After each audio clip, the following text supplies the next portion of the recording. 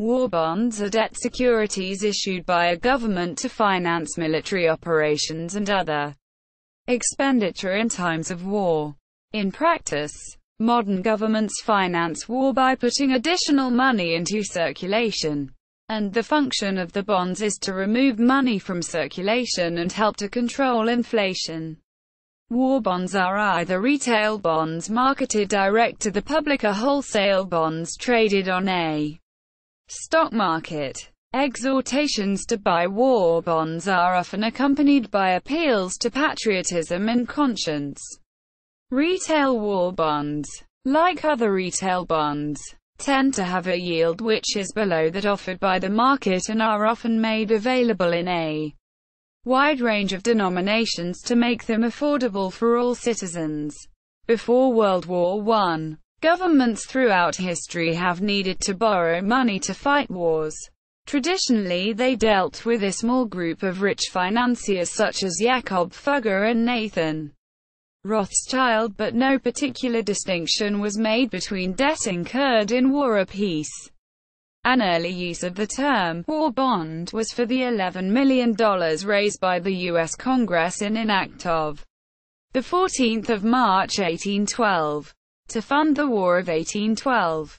But this was not aimed at the general public until July 2015. Perhaps the oldest bonds still outstanding as a result of war were the British consols, some of which were the result of the refinancing of incurring debts during the Napoleonic Wars. But these were redeemed following the passing of the Finance Act 2015. World War I. Austria and Hungary. The government of Austria-Hungary knew from the early days of the First World War that it could not count on advances from its principal banking institutions to meet the growing costs of the war. Instead, it implemented a war finance policy modeled upon that of Germany. In November 1914, the first funded loan was issued. As in Germany, the Austro-Hungarian loans followed a pre-arranged plan and were issued at half-yearly intervals. Every November and May, the first Austrian bonds paid 5% interest and had a 5-year term. The smallest bond denomination available was 100 kronen. Hungary issued loans separately from Austria in 1919, after the war and after it had separated from Austria, in the form of stocks that permitted the subscriber to demand repayment after a year's notice.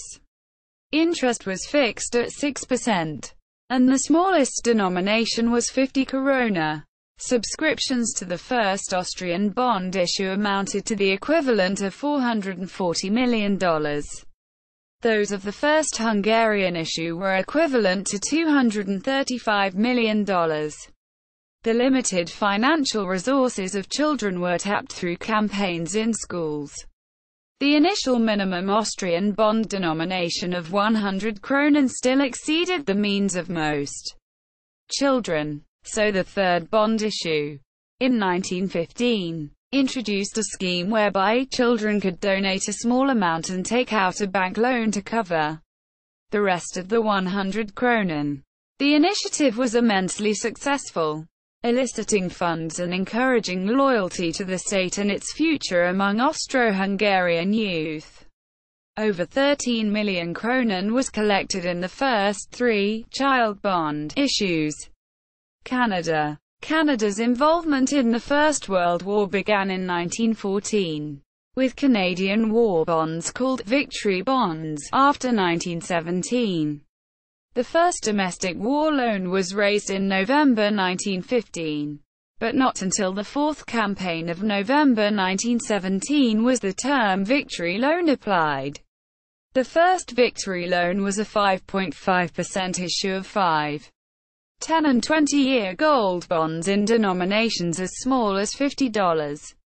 It was quickly oversubscribed, collecting $398 million or about $50 per capita. The second and third victory loans were floated in 1918 and 1919, bringing another $1.34 billion. For those who could not afford to buy victory bonds, the government also issued war savings certificates.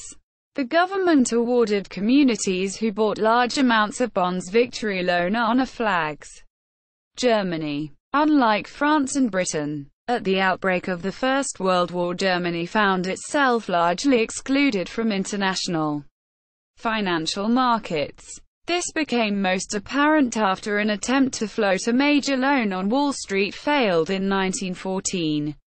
As such, Germany was largely limited to domestic borrowing, which was induced by a series of war credit bills passing the Reichstag. This took place in many forms. However, the most publicized were the public war bond Kriegsanleihe drives. 9 bond drives were conducted over the length of the war and, as in Austria-Hungary, the loans were issued at 6-month intervals. The drives themselves would often last several weeks, during which there was extensive use of propaganda via all possible media. Most bonds had a rate of return of 5% and were redeemable over a 10-year period in semi-annual payments. Like war bonds in other countries, the German war bonds drives were designed to be extravagant displays of patriotism, and the bonds were sold through banks, post offices and other financial institutions. As in other countries, the majority investors were not individuals but institutions and large corporations, industries, university endowments, local banks and even city governments were the prime investors in the war bonds. In part because of intense public pressure and in part due to patriotic commitment, the bond drives proved extremely successful, raising approximately 10 billion marks in funds. Although extremely successful, the war bond drives only covered 2/3 of war-related expenditures. Meanwhile, the interest payable on the bonds represented a growing expense which required further resources to pay it. United Kingdom. In August 1914, the gold reserves of the Bank of England, and effectively of all banking institutions in Great Britain, amounted to £9 million, equivalent to £779 million in 2015. The banks feared the declaration of war would trigger a run on the banks. So the Chancellor David Lloyd George extended the August bank holiday for 3 days to allow time for the passing of the Currency and Bank Notes Act 1914, by which Britain left the gold standard. Under this act, the Treasury issued £300 million, equivalent to £25.1 billion in 2013. Of paper banknotes, without the backing of gold, with which the banks could repay their obligations. Leading banker Walter Leaf described these treasury notes as, essentially a war loan free of interest, for an unlimited period, and as such was a highly profitable expedient from the point of view of the government. The first interest-bearing war loan was issued in November 1914 at an interest rate of 3.5%, to be redeemed at par in 1925-28. It raised £333 million, £350 million at face value, as it was issued at a 5% discount. It was revealed in 2017 that public subscriptions amounted to £91 million, and the balance had been subscribed by the Bank of England, under the names of then-Governor John Gordon Nairn, and his deputy Ernest Harvey. It was followed by £901 million of a second war loan in June 1915, at 4.5%. £17.6 million of this was accounted for by conversion of the 3.5% issue, and a further £138 million by holders of 2.5% and 2.75% consols, who were also allowed to transfer the higher interest rate. The government also pledged that if they issued war loans at even higher interest, holders of the 4.5% bonds might also convert to the new rate. In his memoirs, Lloyd George stated his regret that his successor Reginald McKenna increased the interest rate at a time when investors had few alternatives. Not only did it directly increase the nation's annual interest payments by £100 million, but it meant interest rates were higher throughout the economy during the post-war depression. Compared to France, the British government relied more on short-term financing in the form of treasury bills and exchequer bonds during World War I. Treasury bills provided the bulk of British government funds in 1916, and were available for terms of 3, 6, 9 and 12 months at an interest rate of 5%. Although these were not formally designated as war bonds, advertising was explicit about their purpose. This April 1916 advertisement for 5% exchequer bonds was typical of the time. Lend your money to your country. The soldier does not grudge offering his life to his country.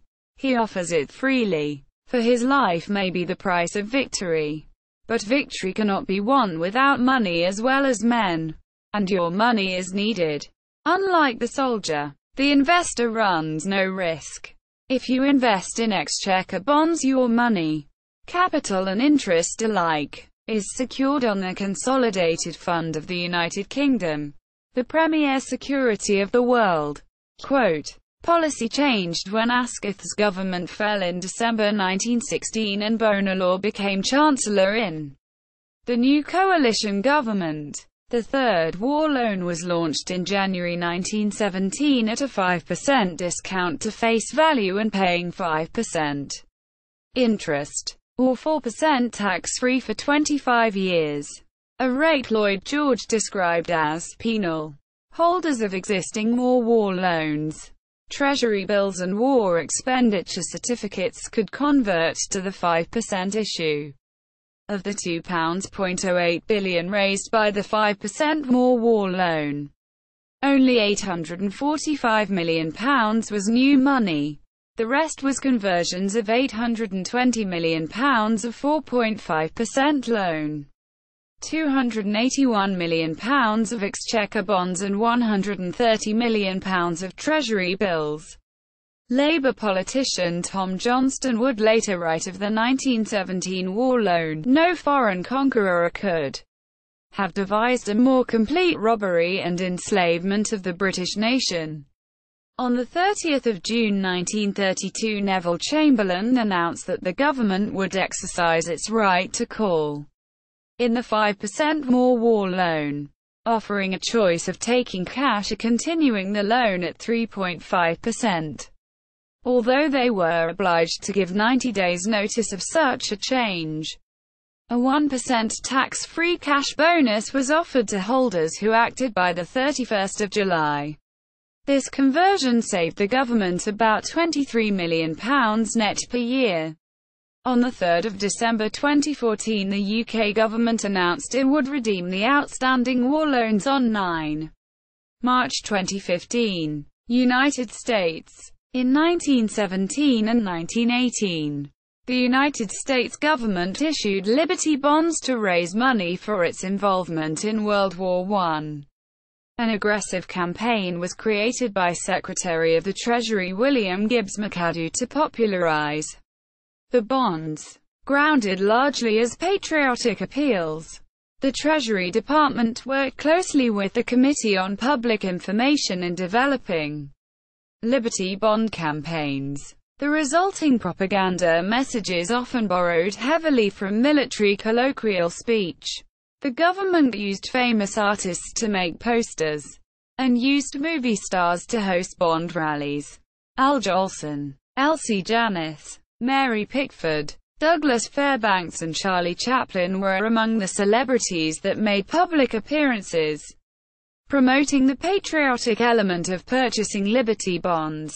Chaplin also made a short film, The Bond, at his own expense for the drive.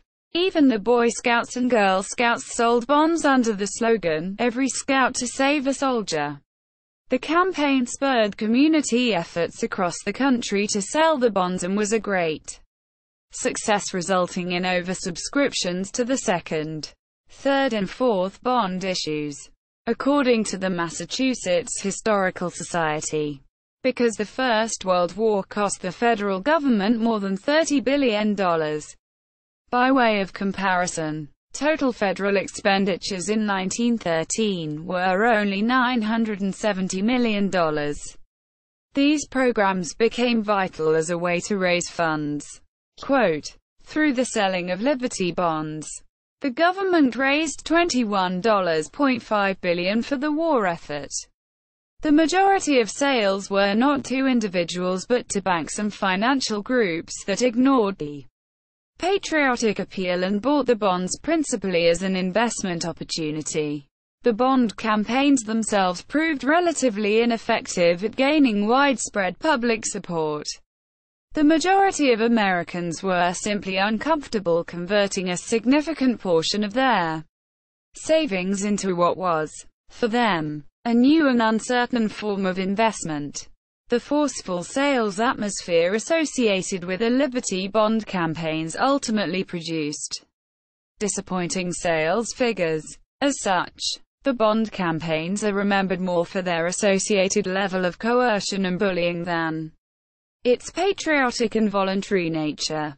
Secretary of the Treasury Henry Morgenthau, Jr. would face a balancing act between coercion and volunteerism in his bond campaigns during World War II. World War II. Canada. Canada's involvement in the Second World War began when Canada declared war on Nazi Germany on September 10, 1939, 1 week after the United Kingdom. Approximately half of the Canadian war cost was covered by war savings certificates and war bonds, known as victory bonds, as in World War I. War savings certificates began selling in May 1940 and were sold door-to-door by volunteers as well as at banks, post offices, trust companies and other authorized dealers. They matured after 7 years and paid $5 for every $4 invested, but individuals could not own more than $600 each in certificates. Although the effort raised $318 million in funds and was successful in financially involving millions of Canadians in the war effort, it only provided the Government of Canada with a fraction of what was needed. The sale of victory bonds proved far more successful financially. There were 10 wartime and 1 post-war victory bond drives. Unlike the war savings certificates, there was no purchase limit to victory bonds. The bonds were issued with maturities of between 6 and 14 years with interest rates ranging from 1.5% for short-term bonds and 3% for long-term bonds, and were issued in denominations of between $50 and $100,000. Canadians bought $12.5 billion worth of victory bonds, or some $550 per capita, with businesses accounting for half of all victory bond sales. The first victory bond issue in February 1940 met its goal of $20 million in less than 48 hours. The second issue in September 1940 reaching its goal of $30 million almost as quickly. When it became apparent that the war would last a number of years, the war bond and certificate programs were organized more formally under the National War Finance Committee in December 1941. Directed initially by the President of the Bank of Montreal and subsequently by the Governor of the Bank of Canada. Under the more honed direction, the committee developed strategies, propaganda and the wide recruitment of volunteers for bonds drives. Bond drives took place every 6 months, during which no other organization was permitted to solicit the public for money. The government spent over $3 million on marketing, which employed posters, direct mailing, movie trailers, radio commercials and full-page advertisement in most major daily newspaper and weekly magazine. Realistic staged military invasion, such as the If-Day scenario in Winnipeg, Manitoba, were even employed to raise awareness and shock citizens into purchasing bonds. Germany. The Nazi regime never attempted to convince the general populace to buy long-term war bonds as had been done during the First World War. The Reich government did not want to present any perceived form of public referendum on the war, which would be the indirect result if a bond drive did poorly. Rather, the regime financed its war efforts by borrowing directly from financial institutions, using short-term war bonds as collateral. German bankers, with no demonstration of resistance, agreed to taking state bonds into their portfolios. Financial institutions transferred their money to the finance department in exchange for promissory notes. Through this strategy, 40 million bank and investment accounts were quietly converted into war bonds, providing the Reich government with a continuous supply of money. Likewise, German bank commissioners compelled occupied Czechoslovakia to buy up German war bonds. By the end of the war, German war bonds accounted for 70% of investments held by Czechoslovakian banks. United Kingdom. In the United Kingdom, the national savings movement was instrumental in raising funds for the war effort during both World Wars. During World War II, a war savings campaign was set up by the War Office to support the war effort. Local savings weeks were held which were promoted with posters with titles such as "Lend to Defend," "The Right to Be Free," "Save Your Way to Victory," and "War Savings are Warships." United States. By the summer of 1940, the victories of Nazi Germany against Poland, Denmark, Norway, Belgium, the Netherlands and France brought urgency to the government discreetly preparing for possible United States involvement in World War II. Of principal concern were issues surrounding war financing. Many of President Franklin D. Roosevelt's advisers favored a system of tax increases and enforced savings program as advocated by British economist John Maynard Keynes. In theory, this would permit increased spending while decreasing the risk of inflation. Secretary of the Treasury Henry Morgenthau, Jr., however, preferred a voluntary loan system and began planning a national defense bond program in the fall of 1940. The intent was to unite the attractiveness of the baby bonds that had been implemented in the interwar period with the patriotic element of the Liberty bonds from the First World War. Morgenthau sought the aid of Peter Odegaard, a political scientist specialized in propaganda, in drawing up the goals for the bond program. On the advice of Odegaard, the Treasury began marketing the previously successful baby bonds as defense bonds. 3 new series of bond notes, Series E, F and G, would be introduced, of which Series E would be targeted at individuals as defense bonds. Like the baby bonds, they were sold for as little as $18.75 and matured in 10 years, at which time the United States government paid the bondholder $25. Large denominations of between $50 and $1,000 were also made available, all of which, unlike the Liberty bonds of the First World War, were non-negotiable bonds. For those that found it difficult to purchase an entire bond at once, 10-cent savings stamps could be purchased and collected in Treasury-approved stamp albums until the recipient had accumulated enough stamps for a bond purchase. The name of the bonds was eventually changed to war bonds after the Japanese attack on Pearl Harbor on 7 December 1941, which resulted in the United States entering the war. The War Finance Committee was placed in charge of supervising the sale of all bonds, and the War Advertising Council promoted voluntary compliance with bond buying. Popular contemporary art was used to help promote the bonds, such as the Warner Brothers theatrical cartoon, Any Bonds Today? More than $250 million worth of advertising was donated during the first 3 years of the National Defense Savings Program. The government appealed to the public through popular culture. Norman Rockwell's painting series, The Four Freedoms, toured in a war bond effort that raised $132 million.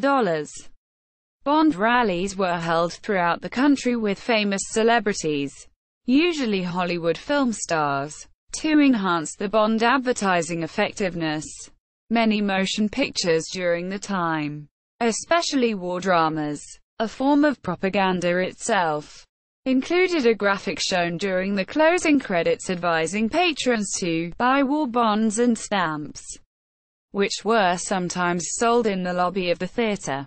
The Music Publishers Protective Association encouraged its members to include patriotic messages on the front of their sheet music, like buy U.S. bonds and stamps. Over the course of the war, 85 million Americans purchased bonds totaling approximately $185 billion. The National Service Board for Religious Objectors offered civilian bonds in the United States during World War II, primarily to members of the historic peace churches as an alternative for those who could not conscientiously buy something meant to support the war.